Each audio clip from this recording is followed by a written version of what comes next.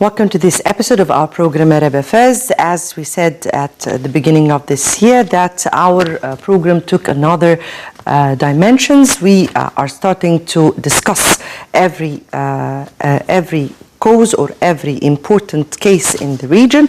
We started last episode with Iraq. Today we'll be continuing on with Syria. We are starting to discuss the situation in all these countries in order for you to understand exactly what is going on in these important Arab countries and the future of what would be coming. Today we chose Syria.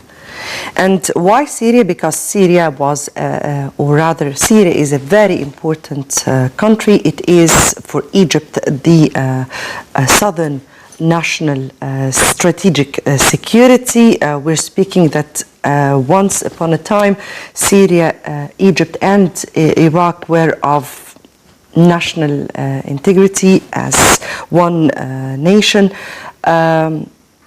Syria is very important for the security and stability of the whole Middle East. What is happening in Syria?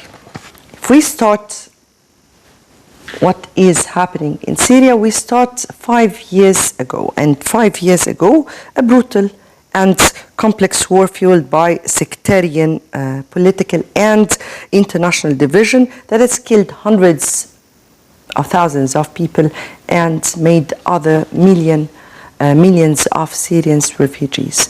What happened is that 5 years ago, a peaceful protest started for some grieveness about some incidents that took place, but then the whole aspect took another angle and another multitude.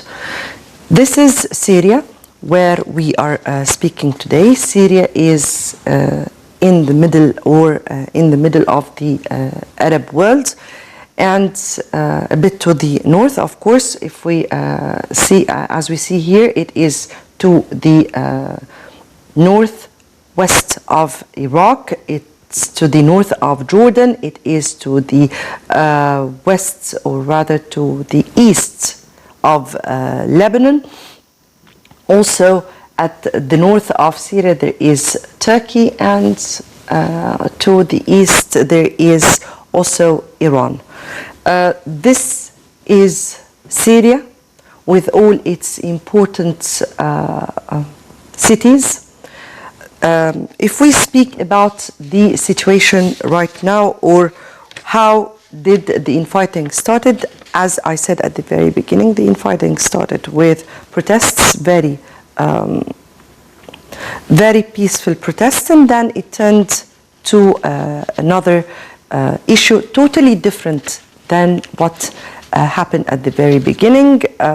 Some of the forces in the army, in the Syrian army, defected and started what they called the Syrian Free Army, but then they vanished because now the Free Syrian Army are not really visible. What we see on the ground is some of the rebels, some of the radicals fighting the government forces, plus, of course, key international players. If we speak about who are the infighting parties, we can speak about two parties here.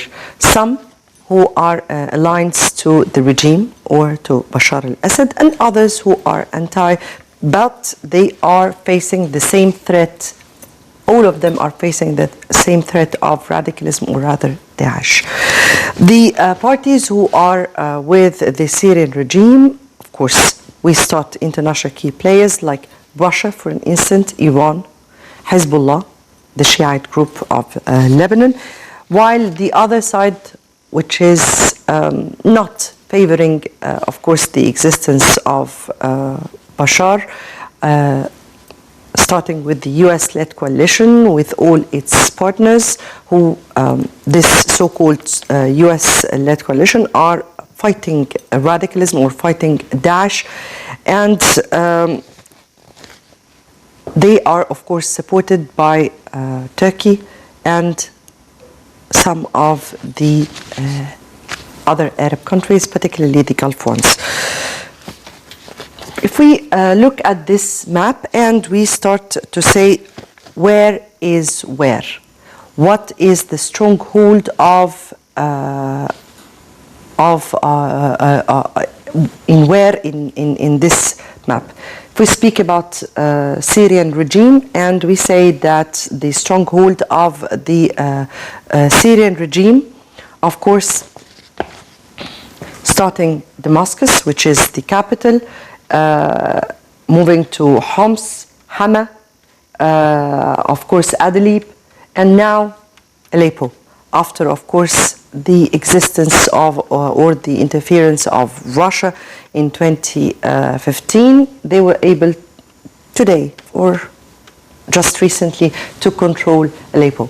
If we speak about this particular area where the Kurds exist, and they also are fighting the radical group of Daesh, who are in control of some areas surrounding some cities, including, of course, areas in Deir ez-Zor, including, of course, areas in Raqqa, and, of course, first their strength was all in Aleppo, but now they are just points. If we look at this map, and there are some of these strikes that are really divided. Here, in some points where Daesh exists, there are some US or the so-called US coalition against terrorism or against Daesh, and there are airstrikes in particularly these area, Deir ez-Zor, Raqqa, and all this area, while the Russian strikes, which really do not differentiate the rebels from each other, they exist here at the areas where some of the rebels exist in Homs, Hama, Aleppo, and even some areas near to Damascus. Now, if we speak about who are the rebels, of what we know, the rebels who are participating, including, of course, but that was before the Free Syrian Army's brigades and factions, after which are Ahrar Sham. This is another radical group, and Al-Qaeda aligned Nusra Front, plus, of course, Daesh. Those are the most important factions that we are speaking about. Now, the whole story in Syria is very much complicated. It's very much complex. And since it is so, then today we'll be trying as much as possible to discuss the situation in look like. We'll be discussing that in our episode later on. Before we start or proceed with our discussion, let's first have a quick look on the Arab news that took place during this week, and then we'll come back for discussion.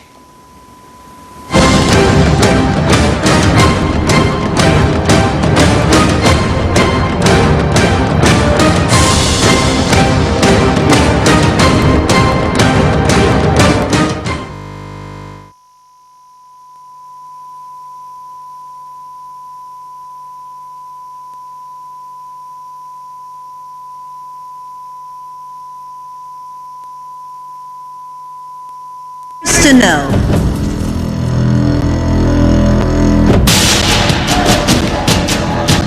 The news live at the site of the event. Information on events as they are happening. If it's breaking news, it's Nile TV.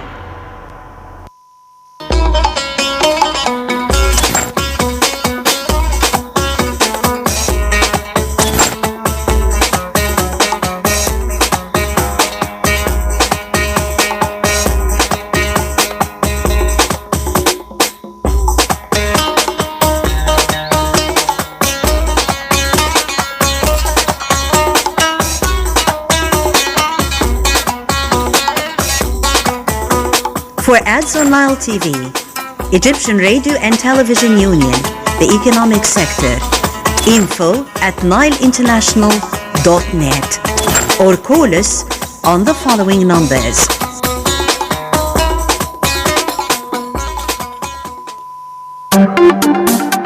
Have you got a good story? Get in touch with Nile TV. Send us your videos, pictures, and stories. Email us on our website. Contact us on Facebook. Follow us on Twitter. And also Google+.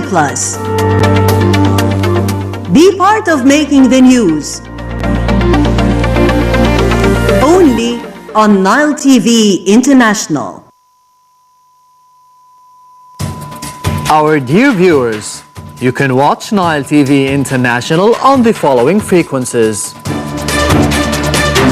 On the American satellite Galaxy 19 with an orbital orientation of 97 degrees to the west and a frequency of 12.028 GHz.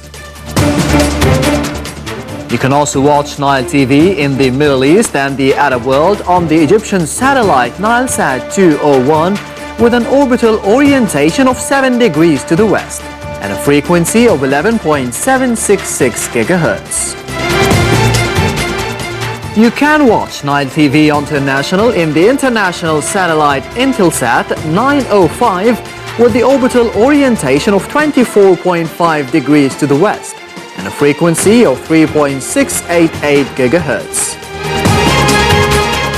You can watch Egyptian satellite Nilesat 102 with an orbital orientation of 7 degrees to the west and a frequency of 12.054 GHz.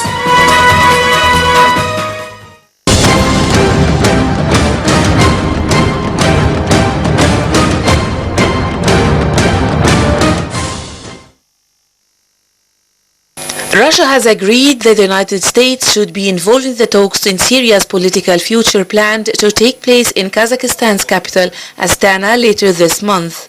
Turkey's top diplomat said the United States should be definitely invited, and that is why they agreed with Russia. The talks in Astana are expected to take place on January the 23rd. Russia and Turkey last month brokered a ceasefire in the war-torn country, but without the involvement of the United States, a negotiator in previous ceasefires. The truce went into effect on December the 30th and had brought calm to much of Syria, although fighting continues in some areas. The Turkish foreign minister said invitations for the talks were likely to be sent out next week, adding that Washington should be present.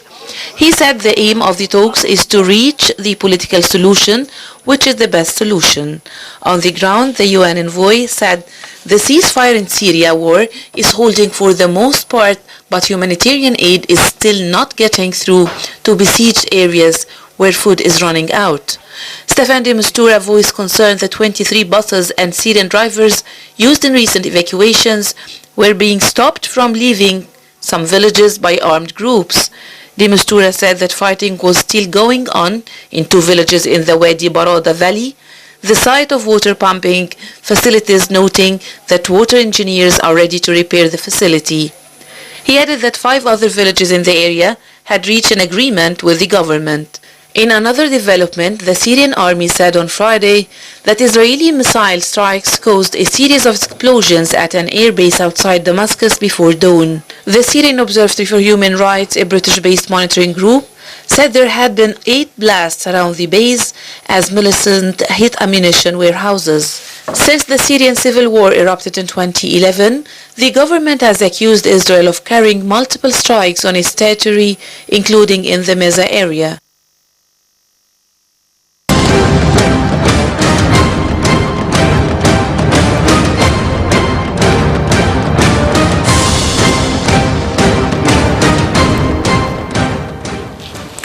Right, welcome back. That was a report on the developments in Syria. So far, we know that Turkey and Russia have already agreed to start an important conference that would take place in Asitana in Turkey that would include several parties involved in the Syrian, of course, file.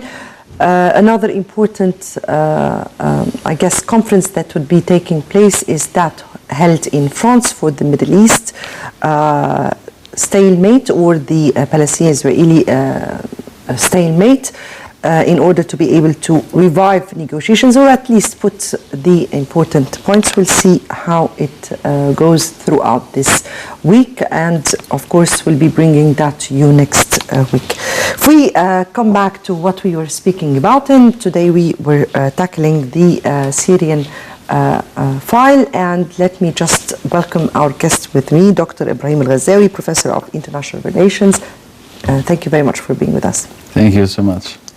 And Syria, as I said at the very beginning, is a very complex file with all the international players that are playing in this file. However, the Syrian file has taken other dimensions, particularly recently after the existence of Russia.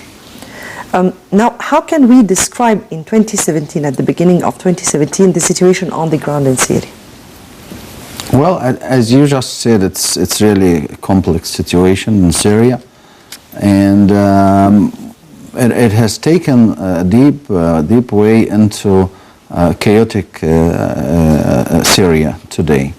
Of course, they have been for probably more than 5 years today in continuous internal warring between different factions and the existing regime. Of course, it is conventional in such situations that the power of any community and country during such ethnic clashes or internal civil war between different clashes is an open for any international, whether known or unknown, intervention into the country, into the society. Of course, it takes more than just what has appeared on the surface of the events, because a lot of the players are playing under the scene or behind the scene. What we see in Syria today is an embodiment of the absence of strong legitimate power.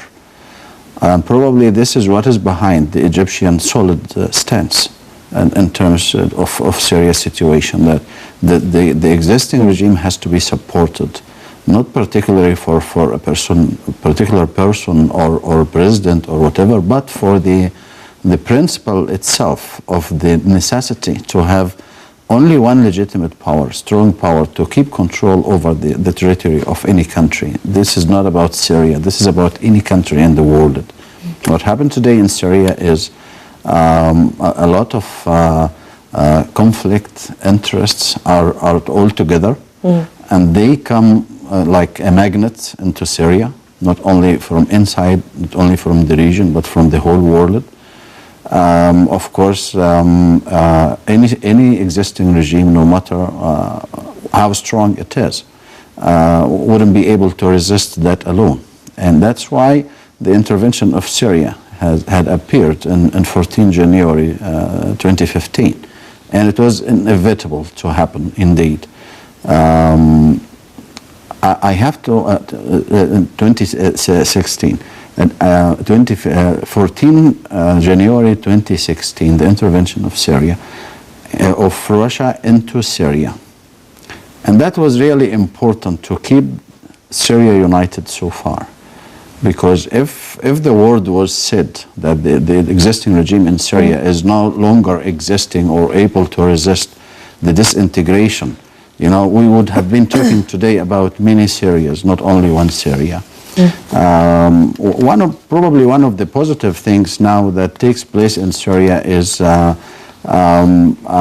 ceasefire, which is not so effective indeed, but at least it has given an ample space for hope to the peaceful talks that is going to take place in Astana, the capital of Tajikistan. Turkey, of course, one of the positive issues about Syria today is this approach that happened between Turkey and Russia, which means from the other side or the opposite side, sort of disengagement between the interests of United States and the interests of Turkey into Syria. Probably this is one of that could be positive development that happened recently, the approach that happened between Russia and Turkey when it comes to Syria. Hopefully this will pour at the end into the interest of the integrity of one Syria, of course. Yes, if I may just ask you, Sahih, we all know that according to the map, this is the situation. No, of course, the regime is controlling much more right now.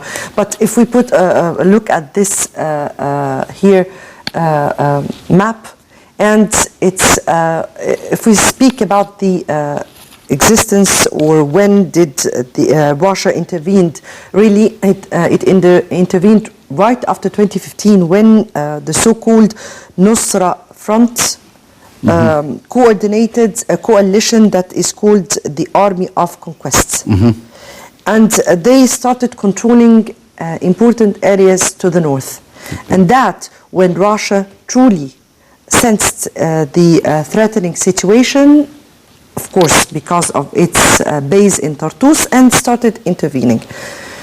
That is the situation in Syria, Russia, the United States, but in between there is also Turkey, Iran, and also the Gulf states. Now, on the ground, as we speak, the situation now is a little, or shifted to another way that we don't exactly know here who are the alliance of who. I mean here that Russia and Turkey are holding this important meeting in Asitana. Russia, with the Syrian regime, always was a supporter and an alliance to President Bashar al-Assad, and Turkey, who is an alliance to the NATO, to the United States, to the US coalition against terrorism or against Daesh, with the Gulf states. Now those countries are the ones who are truly holding this important conference. How do you find this? Well, I can explain it easily in light of the latest development of the power on the ground in Syria, indeed, where the regime today is stronger than yesterday. They managed to control Aleppo, they managed to control several other strategic spots in different places in the country as a whole. Of course, with the support of the strong assistance from the Russian side. So today the regime is more able to control the situation in Syria. And the positive thing about that is that this will have its positive effect on any negotiation table, whether in Asitana or in Paris. From the side of the necessity to keep Syria united, not fragmented or dismantled into small little states or countries, which was and still the threat is still exists that this could happen easily if the system falls today, because this is the only power that keeps Syria united. If it falls today, you will have a lot of changes, geographic changes, and of course Syria will be divided into 3 or 4 states at least. But what is the real aim of this conference, if not the division of Syria? Because we are speaking about Turkey, who has always been against the existence of Bashar and has been, I guess it's a fact, not something that not well known, that it has been funding and financing and even supporting some of the existing rebels on the ground. And Russia, which is an alliance, but also at the end of the day, we're speaking about interests. We're speaking about complete interests. So what would prevent those powers holding this conference from taking into consideration what could really affect their own interests and then they concluded with the way they see? Well, it's really a good question, because the picture is really ambiguous. It's not clear. But one of the principal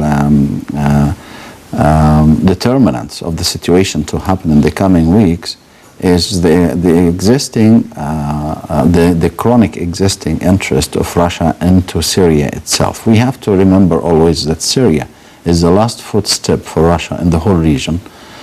That's why even before the intervention took place in Syria militarily, I talked and wrote several items about this particular issue, and I expected Russia to intervene in different scales, in front war, in direct war in Syria.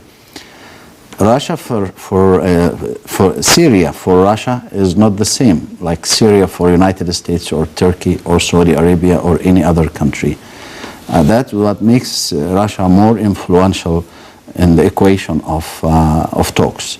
You mean here Syria for Russia is not like the rest of the Middle East? Yeah, exactly. Not only the Middle East, but the United States also as a major power playing a vital role in Syria also. But Syria is for other Gulf countries is very important. Exactly. This is why they are intervening. Exactly. But when we talk about this conflicting interests, the louder voice is for the power politics, the power that can really affect on the ground the situation. So even when we recognize that the Gulf countries have an obvious interest into a particular picture of the situation in Syria to happen in the future, still the last word is for the power on the ground. Who has a stronger presence, who has a stronger troops, and who can deploy more troops and stronger troops to confront this dismantling elements in the ground. We don't talk only about al-Nusra or ISIS or the Free Democratic Front or army of the Syrian opposition. We talk about more than 90 different groups. They hardly know each other, and most of them, while they are fighting against the regime, they are fighting also among themselves. So we talk about a really complex situation, and the future is so black and dark when it comes to if those groups manage some way or another to control the whole country or even a small part of the country, because this is not only affecting Syria, it's affecting the whole region. Affecting Lebanon, affecting Turkey, Saudi Arabia, Gulf states, and of course the whole Middle East, and will open an endless passage of terrorism and violence in the whole region. So, and back to the Russian issue and interest in Syria, we talk about a chronic and long existing interest for Russia to keep Syria united, because they have to have control over this particular spot. Why do they have to keep it united? I mean here, if they have their own interest in Tartus and in the area where they will give Bashar the authority or the main authority, why would they have to keep Syria united? And I mean here, the Kurdish, who are very much supporting both, by the way, Russia and the United States in both areas, Syria and Iraq, in their fight against Daesh. Well, Russia is different. Russia, it's a logic account of the situation there. Russia is different. I cannot compare Russia to the United States when it comes to the internal interest in Syria specifically. I'm not talking about the Middle East, because the whole Middle East is more or less only for the United States. So now we talk about only one country, which is Syria, which Russia is now struggling. That's why I guess, I just predict from the logic, conclusions and logic also calculations of the different situations, and also reading the past and trying to jump into the future and read what is most important for different conflicting interests there. I still see Russia as more keen to keep Syria united, simply because Russia has been always in Syria. Russia is, making good coalition with the existing regime, which is still so far the only legitimate power and regime in Syria. So why would Russia relinquish or let down, even a small part of Syria if they can keep it all united for the regime and keep its influence and basis in different spots in Syria? Maybe because, as you respectively said at the very beginning, that the Russian regime is really fighting or making a battle against a multitude of evolving rebels and factions that they wouldn't really think that they can be able to control this on the ground. So, you mean the Syrian regime? I mean the Syrian regime. I even mean the big powers like Russia and the United States. I mean, if they were able to get rid, for an instant, from Daesh, which is the real threat that the world are really or have really united in seeing it as a real threat, but they also have other rebels, and those other rebels are considered by some parties as terrorists or, of course, terrorist groups. Yes. And seen by others as opposition. Moderate. Moderate opposition. And that's what is comic about the situation indeed, because there is no such a tamed and soft name for any group that hold weapons and kill each other and confront openly with all different weapons, heavy and medium and light weapons against the regime. So there is no moderate about that. I don't know how they come up with such a, they did with such a joke, But now they realize that even in the near future, everyone will know that there is no moderate and opposition. They are all in the same boat. Of course, this is not sort of support to the attitude or the trends of the regime itself. I'm not talking about that. But I'm talking about Syria as a country that is now threatened to be dismantled, divided into small states. And they have to read the recent history of not only the region, but in different other incidents in the world. Afghanistan today is still dismantled practically, and a lot of problems happening there. So if you give way to such groups to have strong hold on the ground, this will be a colossal mistake that is not only Syria will pay for, but the United States also will pay for in the future, and they have to benefit from the experience of Afghanistan, and of course in Iraq and other spots. So when we talk about democracy, we have to be very careful, because this is a very tricky issue. Democracy is tough, and if you just remove a regime and let a country in the desert like that open for different opponents and opposing enemies to kill each other, then you will never have the country again on the ground. And that's what happened, unfortunately, in Afghanistan and in Iraq and Libya in the same line, and Yemen in the same line. We have gone into a corridor of chaos in the region. So the only thing that we have to think about today is to give way to the peaceful talks. Well, of course, no doubt, the regime itself in Syria need to change its appearance and its tools and its way of controlling the country. And it have to be, of course, the Syrian people themselves have to choose their own future. This is no doubt about that. But to choose their future, they need their country to be united. Only one country. How can they choose their future if they come up in the morning and find Syria 6 or 7 states? One for Daesh, and one for Nusra, and one for Qaeda, and one for Kurds who are affiliated with Turkey.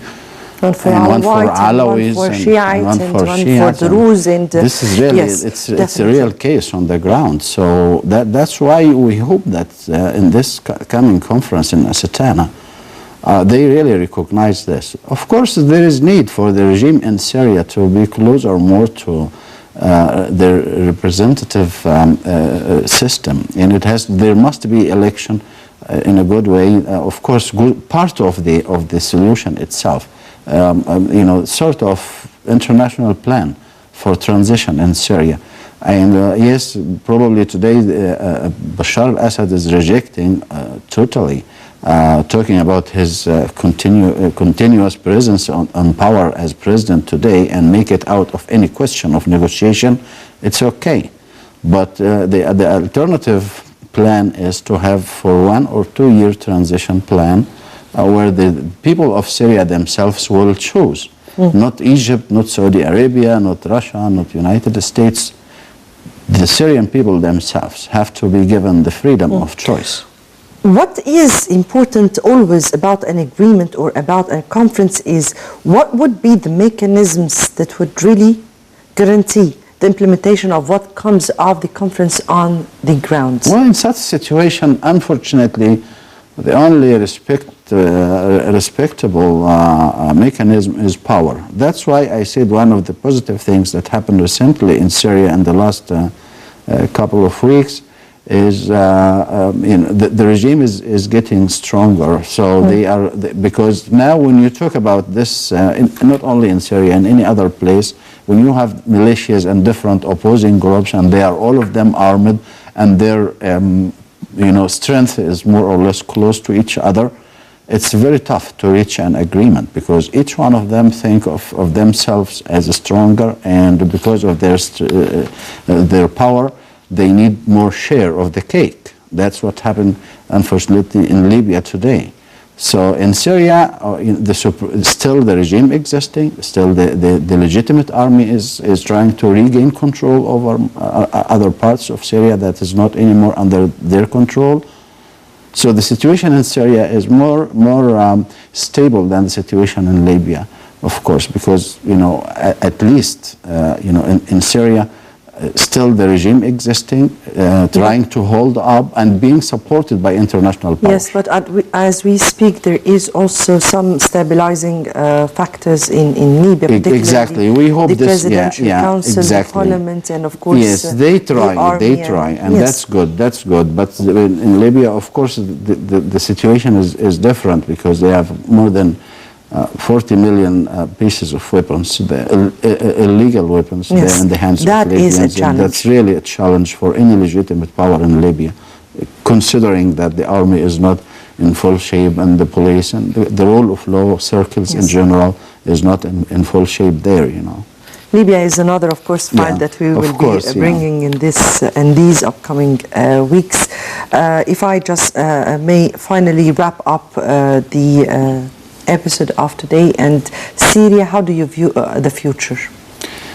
Well, I'm optimistic because I see that Saudi Arabia, Egypt, even the regional players are today talking about importance of saving blood, trying we need to try to find or enforce peaceful solutions in Syria.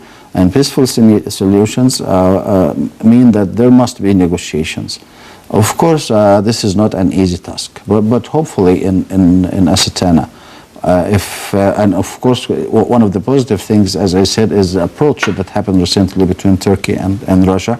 This could be helpful into giving more spacious hope for sort of approach in the dilemma in Syria. That's what I hope. I mean, still everything is open end. You have a loose situation and you never know what happened because as we just said, have a lot of elements and a lot of fighting groups.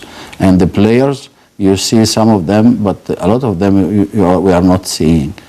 The most important of which is lots of interests, conflicting interests. Exactly. Dr. Brahim Al-Ghazawi, Professor of International Relations, we thank you very much for being with us. Thank you so much. Thank you.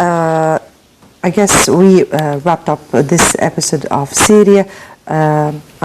Many of the Arab nations are putting high hopes on this conference that will be taking place in Astana for Syria, because Syria is a real challenge. Our aspirations are there. Remains to see what will really happen and how would conflicting interests take into consideration what the upcoming events. We'll be updating you, of course, in these upcoming weeks, and until then, it's goodbye.